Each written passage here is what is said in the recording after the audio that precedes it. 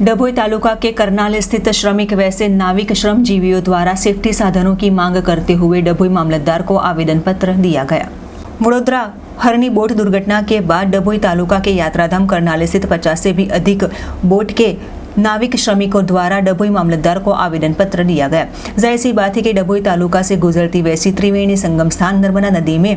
यहाँ पर रहते नाविक श्रमजीवी बोट चलाकर ही परिवार का गुजरान करते हैं। हाल ही में घटित हुई वैसी हरनी बोट दुर्घटना के बाद श्रमिक नाविकों पर कहीं न कहीं कड़े नियमों के भागरूप सिकंजा कसा गया है, जहाँ तीर्थ क्षेत्र चांदोद करनाल स्थित 150 से भी अधिक नाविक यानी कि नौका विहार करते वैसे 500 जितने परिवार निर्भर होने के बीच उनके लिए सेफ्टी साधनों की मांग करते हुए आज डभोई मामलतदार को आवेदन पत्र देकर रजूआत की गई थी। અને નર્મદા નાવડી ચલાવીને ગુજરાન ચલાવે છે અને કરનાલી હાલમાં 18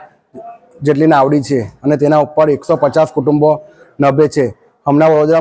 મોટનાથ મહાદેવ હરની તળાવમાં 18/1/24ના રોજ ઘટેલ દુર્ઘટનામાં ન્યૂ સનરાઇઝર્સ સ્કૂલના બાળકો તેમજ 2 શિક્ષકોના બોટ ડૂબી જવાના કારણે મરણ થતાં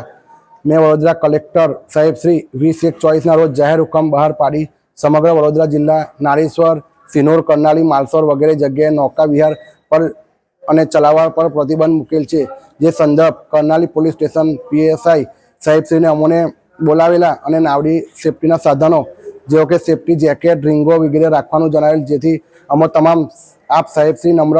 અરજ વિનંતી કરી જણાવીએ છીએ અમારા તમામ 150 કુટુંબોને જે નાવડી ચલાવીને ગુજરાન ચલાવે છે તે બેરોજગાર બની જશે એને અને 150 કુટુંબના ગુજરાત ચાલી શકશે નહીં, જેથી તમને આ તાત્કાલિક યુદ્ધના ધોરણે સલામતીના સાધનો, લાઇટ જેકેટ, રીંગો વગેરે આપવા ન્યાય હિતમાં મહેરબાની કરશો।